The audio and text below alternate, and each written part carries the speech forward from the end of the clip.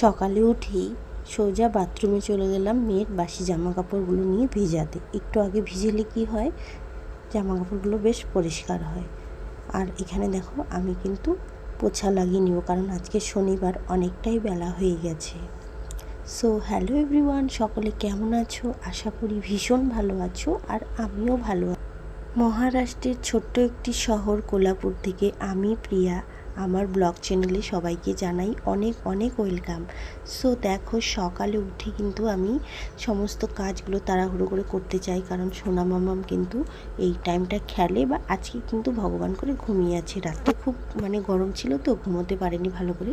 তো সকাল টাইমটাও ঘুমোচ্ছে, আর আমি খুব তাড়াতাড়ি করে আমার কাজগুলো সেরে নিচ্ছি। আর বরমশাইয়ের তো নাইট ডিউটি ছিল, ও কিন্তু ডিউটি করে 8টা সাড়ে 8টার মধ্যে চলে আসে। আমি চেষ্টা করি তার আসার আগে আমার যেন কাজগুলো কমপ্লিট হয়ে যায়।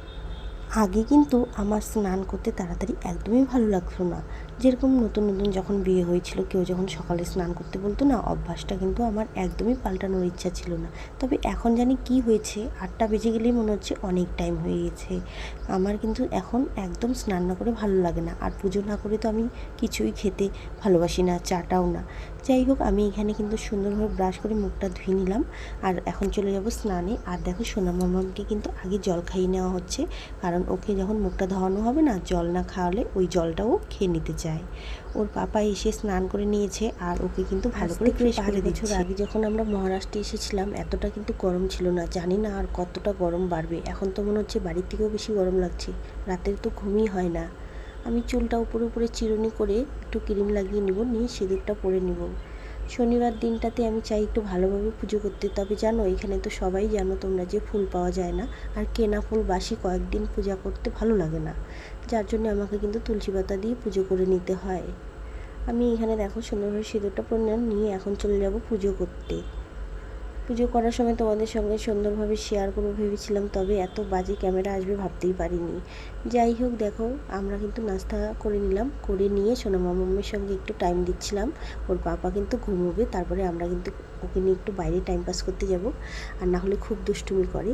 আসলে নাস্তাটা তোমাদের সঙ্গে শেয়ার করতে পারিনি, কারণ সোনা মামা না আমার চাটা একদম ফেলে দিয়ে ঘরটাকে নোংরা করে দিয়েছিল, আর তার জন্য তোমাদের সঙ্গে কিন্তু ক্যামেরাবন্দি করতে পারিনি। আর দেখো, আমরা কিন্তু কত সুন্দর সময় কাটাচ্ছি, আর তোমাদের সঙ্গে শেয়ার করেও আমার কিন্তু খুব ভালো লাগলো। আর সোনা মামাম কিন্তু সবসময় রেডিওই থাকে ক্যামেরা খুললেই তোমাদেরকে বাই করার জন্যে। তোমরাও আমার সোনা মামাকে একটু ভালোবাসা দিও। তারপরে দেখো, ওর দিদুনের কাছে চলে আসছে, ও কিন্তু নেল পালিশ পরবে। এখানে দেখো একটা ঠেকুয়া নিয়ে আমি বসে আছি। বাইরে থেকে ঘুরে আসার পরে, আজকে তো শনিবার বললাম নিরামিষ, তো আমি কিন্তু কালকে পনির বানিয়ে রেখেছিলাম, তো পনিরের সবজিটা করব। আর কি কি রান্না করব এখনও ভাবিনি। যাই হোক, পনির কাটতে কাটতে কিন্তু আমি চিন্তা ভাবনা করছিলাম যে কি রান্না করা যায়। ওদিকে ভাতটাও গুছিয়ে দিয়েছি। আসলে মেয়েদের কাছে না রান্নার বিষয়টা ভীষণ টেনশনে থাকে, কি রান্না করব না করব। তারপরে ভাবলাম যে একটা আলু আর একটা করলা সিদ্ধ দিয়ে দিই, আর অনেকগুলো ভেন্ডিও আছে, ভাবলাম যে ভেন্ডিগুলো ভাজা করে নিই। আর জানো, 1 সপ্তাহ প্রায় হয়ে গেছে আম আনা হয়েছে, আমের আচার করো আমের আচার করো করতে করতে করতে করতে একদম শনিবার ঠেকিয়ে দিলাম। তবে আজকে তো আমের আচার করতেই হবে, কারণ এমনিতে নিরামিষ, আর আমের আচারটা লাস্টে খেলে কিন্তু ভীষণ ভালো লাগবে। বক বক করতে করতে আমার ভেন্ডি কাটা হয়ে গেছে। আমার কিন্তু শিলপাটাতে মশলা করতে ভীষণ ভালো লাগে, তবে আমার শিলপাটাটা একদমই ধার নেই, যার জন্যে আমার খুব খুব অসুবিধা হয়। যাই হোক, আমার কিন্তু এখানে প্রায় রান্নাবাড়া কমপ্লিট হয়ে গেছে, যেটা তোমাদের সঙ্গে শেয়ার করতে পারি না। সবটা বাচ্চা আছে, বাচ্চাকে নিয়ে কাজ করতে হয়।